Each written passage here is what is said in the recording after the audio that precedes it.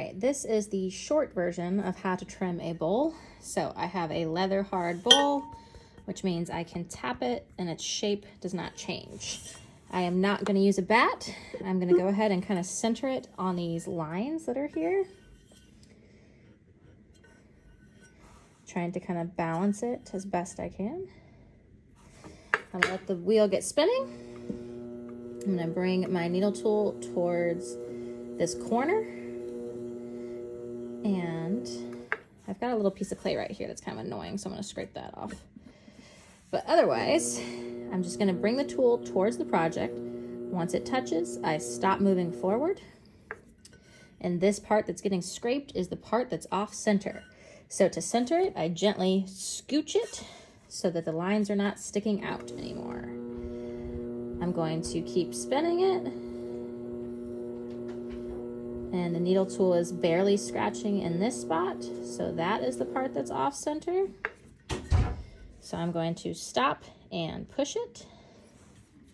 And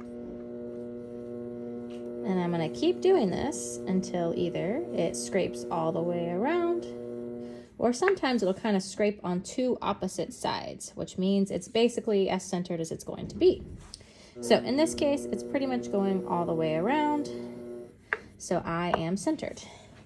If I didn't center this, I would end up shaving a hole in one half while the other half stays thick. I'm going to hold down the top and pin it down with 3 pieces of clay.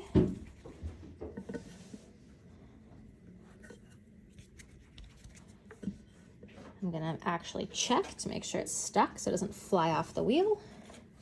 And then I'm going to now shave this corner. I'm going to make this all rounded.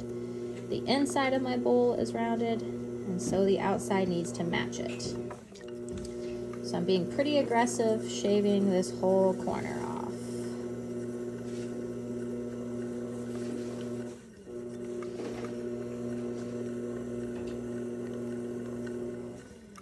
So I've got that rounded. Now I am going to make the foot. So I've switched to a small loop tool. Again, I always like these ones that have the corner. Marking the outside of my foot and then softening that corner. And I'm going to mark here on the inside. So this is going to be the foot that stays. This part in the middle is going to shave away. I'm going to be very careful to not put a hole in the project. This is always the thinnest part of the project.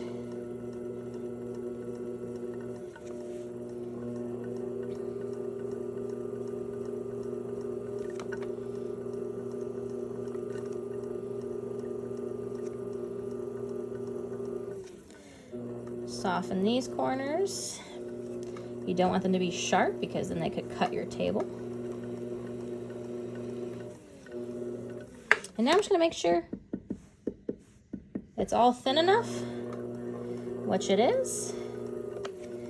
Get any crumbs out of here. I can take my sponge and kind of soften any of those little lines. And now I'm gonna carve my name.